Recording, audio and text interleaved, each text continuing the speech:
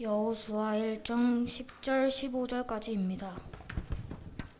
이에 여호수아가 그 백성의 관리들에게 명령하게 이르되 진중에 두루 다니며 그 백성에게 명령하여 이르기를 양식을 준비하라. 사흘 안에 너희가 이 요단을 건너 너희의 하나님 여호와께서 너희에게 주사 차지하게 하시는 땅을 차지하기 위하여 들어갈 것임이니라 하라.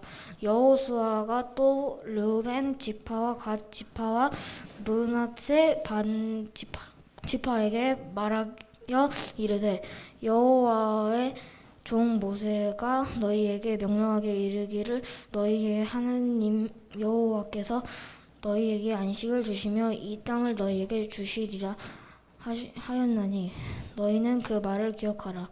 너희의 처자와 가축은 모세가 너희에게 준 요단 이쪽 땅에 머무르려니와 너희 모든 용사들은 무장하고 너희의 형제보다 앞서 건너가서 그들을 돕되 여호와께서 너희를 안식하게 하신 것 같이 너희의 형제도 안식하여 그들도 너희의 하나님 여호와께서 주시는 그 땅을 차지하기까지 하노라. 그리고 너희는 너희 소유지 곧 여호와의 종 모세가 너희에게 준 요단 이쪽 해 돋는 곳으로 돌아와서 그것을 차지할지니라. 아멘. 오늘은 5월의 둘째 주일, 부모 세대의 주일로 예배하고 있습니다. 특별히 오늘은 또 어버이날이죠. 이 어버이날에 부모 세대 주일로 예배하는 것이 정말 흔한 일은 아닌데요. 그렇기에 더 부모님의 은혜를 또 돌아보게 됩니다. 자, 우리는 하나님께서 부모님을 통해서 이 땅에 존재하게 되었습니다. 부모님이 아니었다면 우리가 이 땅에 존재할 수가 없었죠. 그래서 단적으로 보면 부모가 없는 인간은 없습니다. 그렇기 때문에 부모님은 나를 낳아주신 것만으로도 정말 큰일을 하신 거죠. 그래서 제가 늘 말씀드립니다만 부모님이 나를 낳아주신 것만으로도 부모님은 존경받으실 만하다.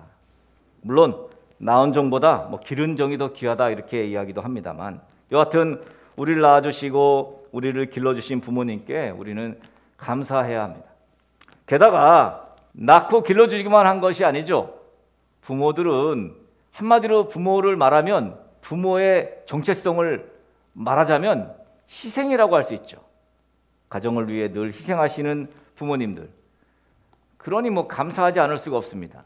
저는 오늘 우리가 부모님께 감사하면서 어떤 새로운 시작을 준비하는, 부모님께 감사하는 것이 왜 새로운 시작과 연관이 있겠느냐고 반문하는 분들도 계실 수 있습니다만 우리가 어머님의 뱃속에서 태어난 것처럼 새 마음을 가지고 오늘 예배를 드리고 예배 후에 좀 변한 모습을 우리 부모님 앞에 보였으면 하는 생각이 듭니다.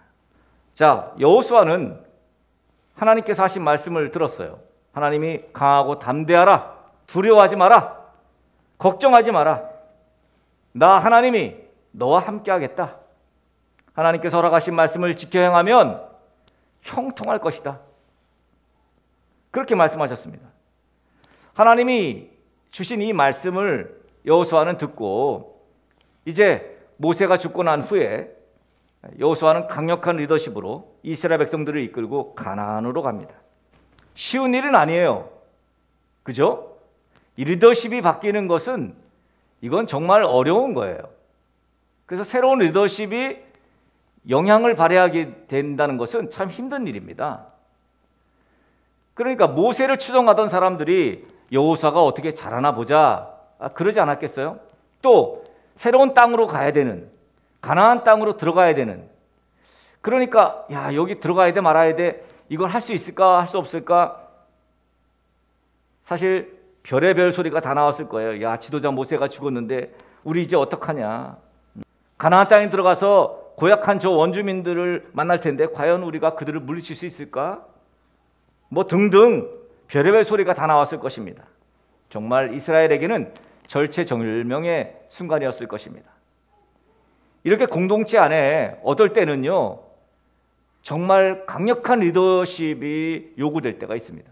우리 인생에서도 당장 눈앞에 펼쳐진 일들로 인해서 두려워하고 또 주저주저하는 삶을 우리는 이미 겪어봤을 것입니다. 그럴 때 강력한 리더십을 발휘하는 부모님들이 계셔서 가정이 굳건히 세워지기도 하고 또는 머뭇거림 없이 오직 믿음으로만 나아간 그런 목회자에 의해서 교회 공동체는 더욱 건강하게 세워져 나갔습니다. 두려움과 주저함과 망설임과 머뭇거림을 다 떨쳐버리고 여호수아는 이제 이스라엘 백성의 지도자로서 이렇게 선포합니다. 지체할 필요가 없다. 하나님의 말씀을 의지하여 우리 전진하자. 그래서 여호수아는 이미 결론적으로 차지한 이 가나안 땅 이미 차지한 거죠. 이미 차지했다고 선포한 거예요. 하나님이 주신다고 했으니 이제 더 이상 의심할 필요가 없이 가나안은 이스라엘 백성들의 차지가 된 것입니다. 믿음은 그런 거 아닙니까? 우리가 아직 정복을 안 했어. 그런데 하나님이 주신다고 그랬으니 이미 정복한 거나 마찬가지야. 이게 믿음이죠. 에이, 설마 우리가 정복할 수 있겠어? 하나님이 저 큰 땅을 우리 보고 들어가라고? 야, 저기 저 원주민들한테 우리 어떻게 해? 우리가 저들이 이길 수 있을까? 뭐 주저하고 머뭇거리고 결단하지 못하고 결정장애. 이럴 때 필요한 게 뭐라고요? 이런 여호수아처럼 강력한 리더십이 필요한 거예요. 하나님이 말씀하셨으니까. 하나님이 말씀하지 않았는데도 무조건 그냥 자기 고집대로 아집대로, 그건 강력한 리더십이라고 할 수 없죠. 전제는 하나님께서 말씀하셨느냐, 우리 모두에게 하나님께서 말씀하셨느냐, 그거죠. 바로 그것이 믿음이에요. 여호수아는 그렇게 이 이스라엘 공동체를 재정비합니다. 여러분 생각해 보세요. 가나안을 정복하러 가는데 얼마나 많은 것들이 필요합니까? 오늘 11절에 보면 첫 번째 준비하는 게 뭐예요? 양식을 준비하래. 여러분, 양식을 준비하라. 왜 그럴까요? 광야에서 만나를 주신 하나님께서 이제 가나안 땅에서도 주실 텐데, 그렇지만 우리가 먹을 양식, 우리가 이제 그곳에서 가나안을 정복하면서 그 중에 먹을 양식을 우리가 준비해야 되는 거죠. 사흘 안에 요단을 건너서 하나님께서 차지하게 하시는 약속의 땅을 들어간다는 그런 계획을 여호수아가 말합니다. 모세가 죽고 난 다음에 약 30일 정도를 애국하면서 보낸 시간들이 있었습니다. 이미 다 애국의 시간도 다 마치고 이제는 가나안 땅에 들어가기 위해 전진하는, 그래서 양식을 준비하고 이제 요단강을 건너갈 준비를 시키는 거예요. 그런데 여기 이스라엘 공동체의 리더 여호수아는 본격적으로 가나안에 들어갈 때요, 오늘 말씀에 좀 이상한 말씀이 있죠. 여기 보면 르우벤 지파와 갓 지파와 므낫세의 반, 2분의 1 정도의 므낫세 반 지파에게 먼저 선봉에 서라갑니다. 왜 하필 르우벤과 갓과 므낫세 반 지파일까요? 여러분, 르우벤과 또 갓 지파와 므낫세 반 지파는요, 이미 이 요단강을 건너기 전에 이 땅, 지금 있는 이 땅, 요단 동편 땅을 모세로부터 다 받았어요. 민수기 32장에 가면 모세는 이미 요단 동편 땅을 르우벤 지파, 갓 지파, 므낫세 반 지파에게 줬어요. 사실은 줬다기보다는 민수기 32장에 가면 르우벤 지파와 갓 지파가요, 모세를 쫓아와요. 모세 시대 때, 아직 가나안 땅에 들어가기 전에 쫓아와서 뭐라 하냐면, 저기 우리 요단 동편 땅은 저희한테 주시죠. 저희가 지금 목축업을 하는데 거기가 비옥한 땅이니, 예? 우리가 목축을 하기에 정말 좋은 땅이니 그 땅을 우리한테 주십시오. 그리고 우리가 요단을 건너가지 않게 해달라는 거예요. 비옥한 이 요단 동편 땅을 자기들한테 달라는, 이건 욕심이죠, 욕심. 아니, 하나님께서 다 분배를 할 텐데 이거를 자기들한테 달라. 자기들이 목축하니까. 이런 사람들 있죠? 있어요. 어느 공동체나 있습니다. 이런 사람들이. 이익에 따라서 욕심을 부리는 사람들. 그리고 가나안 땅과의 사람들과의 전쟁도 하고 싶지 않았겠죠. 왜? 요단강을 건너가면, 가나안에 들어가면 전쟁을 해야 되는데 우리는 전쟁을 안 하고 그냥 요단 동편에 있으면 되니까. 이 요단강을 안 건너고 이 비옥한 땅에 있으면 되니까.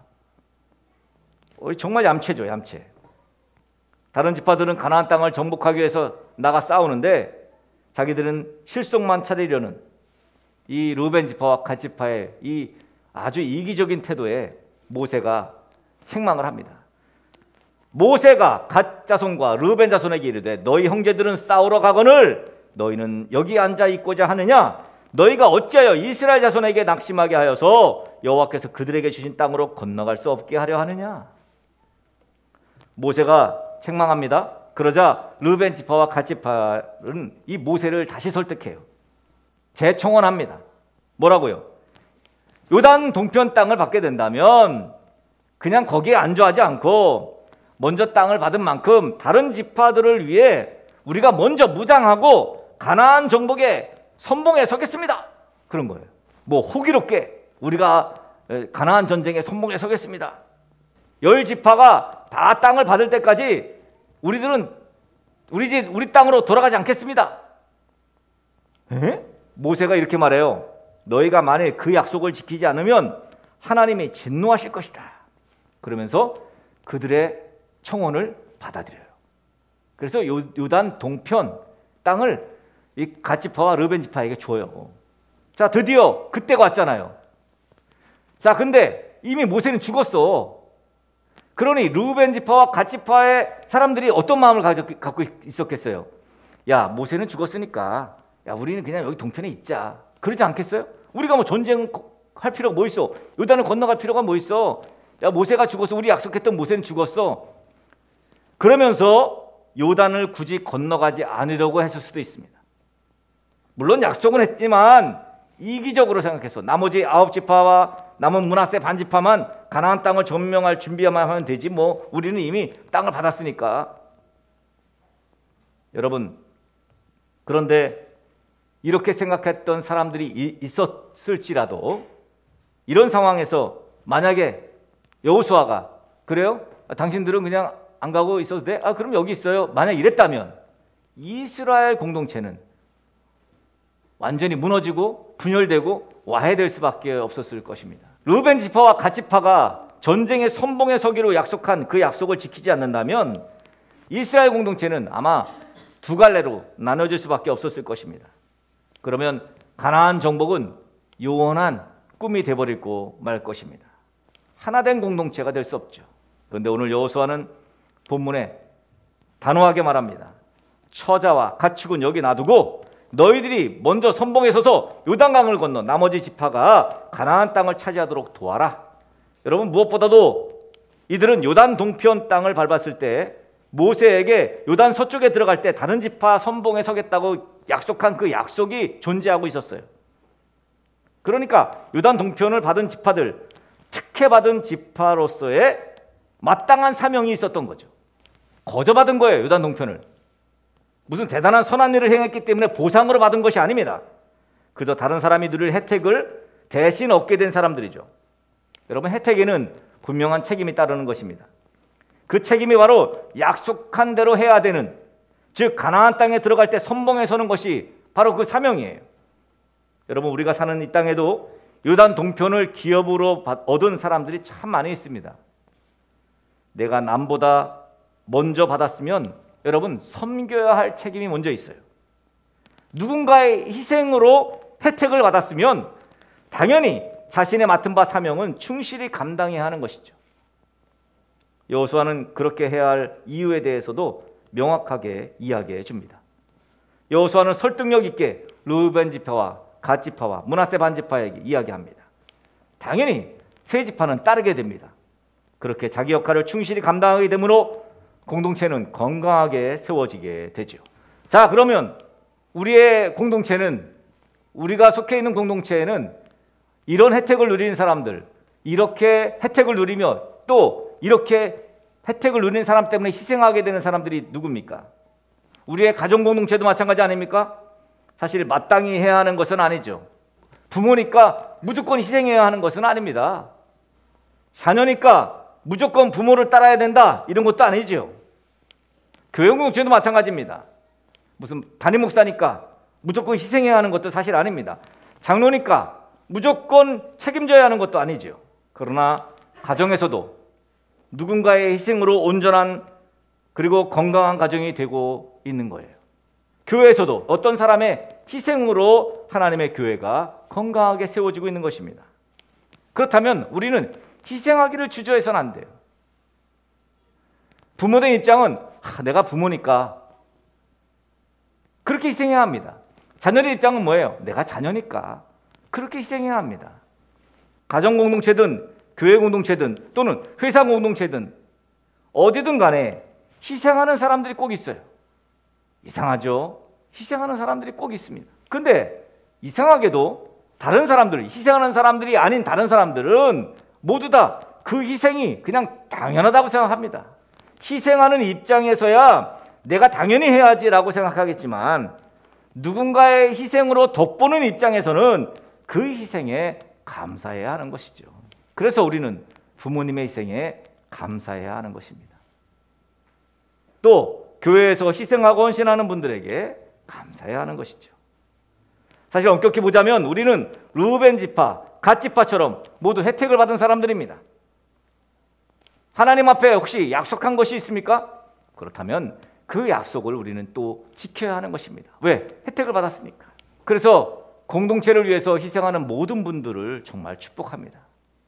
그리고 공동체를 위해서 희생하는 그 희생의 삶을 이제는 권면드리고 싶습니다. 가정 공동체를 위해서, 교회 공동체를 위해서, 회사 공동체를 위해서 또는 그 어떤 공동체를 위해서 희생하는 분들에게 하나님의 복이 임하기를 저는 축복합니다. 우리 등대교회 공동체도 마찬가지입니다. 과연 어떠한 희생을, 어떤 삶의 모습으로, 특별히 저는 예배하는 예배의 삶에 이 희생의 삶이 요구된다고 생각합니다.